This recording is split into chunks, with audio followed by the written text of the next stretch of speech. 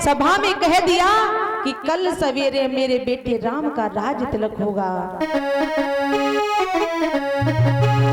देवता भी मन में विचार कर रहे हैं,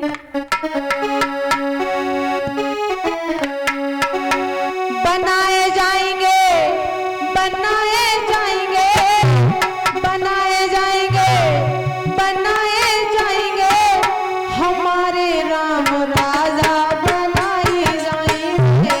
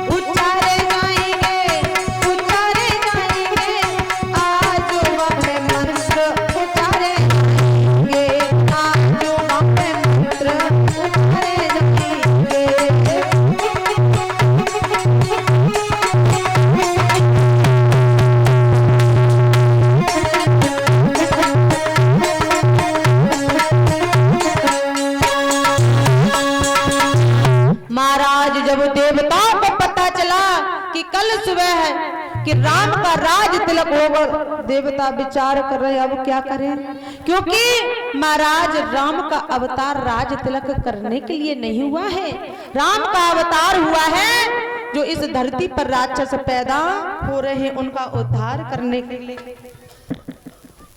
तो महाराज देवता ने आज विचार किया है। उसी समय सरस्वती से जाकर के कहा तुम जाओ ऐसा करो मंथरा की बुद्धि को आज बिगाड़ दो। मंथरा जाकर के केकई को समझा देगी तो महाराज राम जी का राज तिलक नहीं होगा। जब ये बात मंथरा को पता चली तो मंथरा दौड़ के महाराज केकई मैया के पास में गई और केकई मैया से जाकर के बोली है, महारानी बोला, तुम्हें कुछ पता है? क्या मालूम होना चाहिए दासी? महारानी कहिए। कल तुम्हारे राम का राज तिलक होगा। बड़ी अच्छी बात है, सौभाग्य की बात है। भला कौन नहीं चाहता अगर राम राजा बन जाए? बड़ी खुशी की बात है। खुशी की बात है। और क्या? और तुम्हारे बेटे को क्या मिलेगा? क्या कहना चाहती हो आप? साफ साफ बताओ। आप बेशक राम को अपना बेटा मानती हो, लेकिन जब राम राजा बन जाएगा तो राम के भाव बढ़ जाएंगे, राम को घमंड हो जाएगा, तुम्हें उतना प्यार नहीं देगा जितनी अपनी मैया कौशल्या को देगा।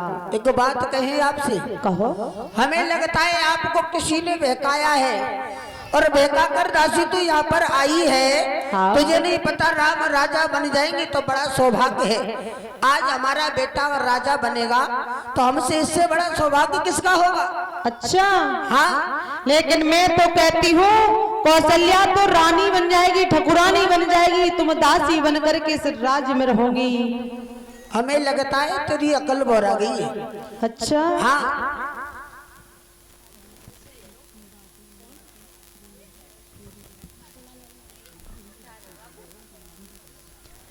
क्या कह रही हो? हमारी अकल चल गई है। बिल्कुल। मैं सत्य कह रही हूँ, पछताओगी। अरे मैंने तो ये सोचा तू सुंदर आकर के खबर देगी, तुझको सोने से मुकुट मड़वाऊंगी तो नाम की अच्छी खुशी में तो खुशी होगी। हमें लगता है तुझे कोई परेशानी है, तू राम राजा बनने पर तुझे कोई परेशानी है? मुझे ना राम राजा बनने पर परेशानी है, मुझे कोई परेशानी नहीं, मैं तो तुम्हारी चिंता कर रही हूँ। तू हमारी चिंता ना कर, अगर राम राजा बन जाएंगे तो हमारा सबसे बड़ा सौभाग्य है। जैसे हमारे पुत्र है तैसे राम हमारा बड़ा पुत्र है। अरे हमने बहुत देख लिए ही, हम सही कह रहे हैं, मान जाओ। क्या? तुम ये राम के लिए इतनी खुश हो रही हो, ये राम के लिए जो राजपाट दिया जाएगा, राज तिलक होगा, आप अपने बेटे भरत के लिए क्यों नहीं मांग लेती? महाराज आज केकई ने बुद्धि नहीं चलाई, आज मंथरा को समझा रही, मंथरा तू मेरे घर को बिगाड़ने के लिए आई है, मैं ऐसा कदापि नहीं करूंगी। महाराज लेकिन जब कहते ना, जब ज्यादा कोई इंसान पीछे पड़ जाए हैं तो दीवालों के कान चल जाता है।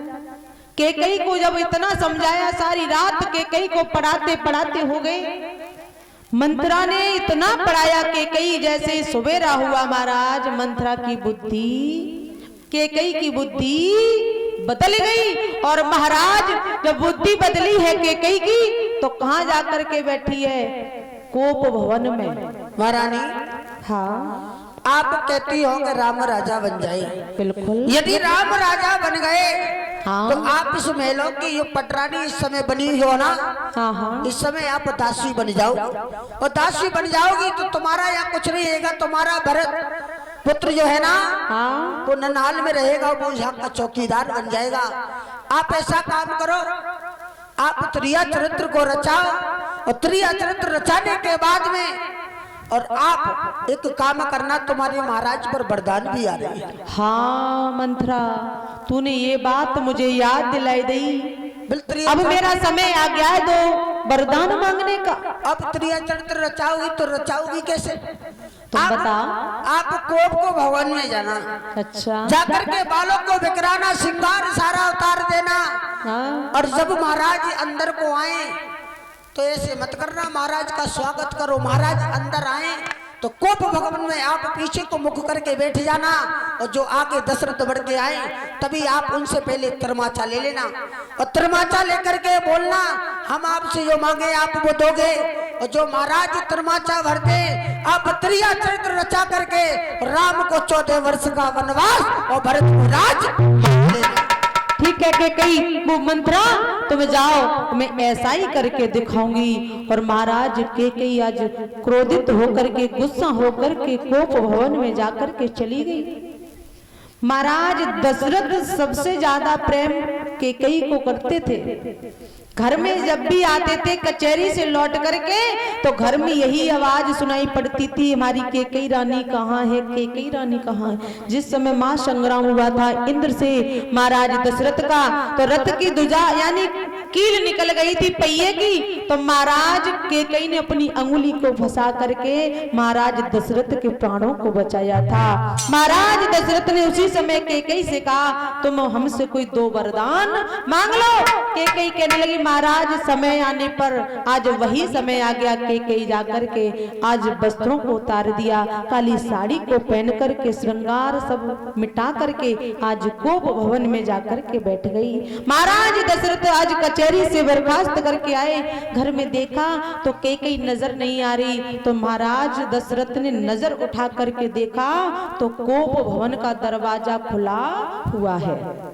कोप भवन का दरवाजा जब ही खुलता है जब कोई रानी गुस्सा होकर के कोप भवन में जाकर के बैठ जाती है। तो देखा, हमें लगता है हमारे घर में हमारी रानी नाराज है। महाराज दशरथ गए हैं और चलते हुए जा रहे हैं। रानी, कोई किसी की रानी नहीं, आप यहाँ पर आप आए हो, आप चली जाइए। रानी क्या बात है, तुम नाराज क्यों हो? आप एक बात बताइए, पूछो। आप हमें कितना चाहते हैं, कितना व्यवहार सत्संग दुनिया में चाहते हैं? रानी, मैं तुम्हें ये बात पता है कि मैं तुम्हें कितना प्रेम करता हूँ। मैं तुम्हें कौशल्या से भी ज्यादा प्रेम करता हूँ, सुमित्रा से भी ज्यादा प्रेम करता हूँ, ये आपको पता होना चाहिए। आपने हमसे ये पूछा कोप भवन में आने का कारण क्या है? तो रानी क्यों आई हो, क्या कारण है, बताइए तो सही। कारण है क्या? बहुत बड़ा कारण है इसका। आप हमें चाहते तो राम को राजा बनाने से पहले आप हमसे पूछते कि रानी बताओ, हम अपने बड़े बेटे को राजपाट देना चाहते हैं। आपने पूछा। रानी, हाँ, मैं यही बात तुमसे कहने के लिए आया हूँ, मुझे समय अब मिला है। आज हमारा एक मौका है, हम आपसे कुछ मांग सकते हैं? बिल्कुल मांग सकती हो रानी। ऐसे नहीं मांगेंगे। तो क्यों? आप ऐसा करिए, इसी समय अगर अपने गुरु की सौगंध खा करके आप हमको वचन दीजिए कि हम आपसे जो मांगे आप हमको दोगे। रानी, भरोसा नहीं है क्या? बिल्कुल भरोसा नहीं है, आज हमारा भरोसा टूट चुका है। रानी कहिए। और बोली है कि कहीं मेरे को वरदान पिया, मेरे 2 वरदान पिया, बहुत दिन पहले के मेरे 2 वरदान पिया, बहुत दिन पहले के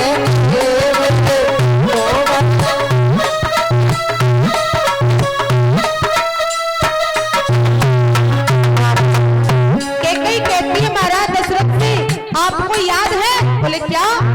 मेरे 2 वरदान। बोले बिल्कुल याद है रानी। आप मांगना चाहती हो? बोले बिल्कुल मांगना चाहती हूँ। अरे राज तिलक श्री राम कहो, घर घर बजे बधाई, तिलक श्री राम को घर घर बजे बधाई।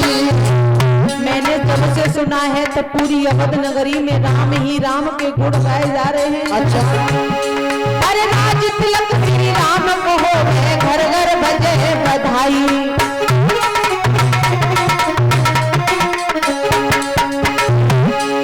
मेरे प्यारे भरत लाल को खबर नहीं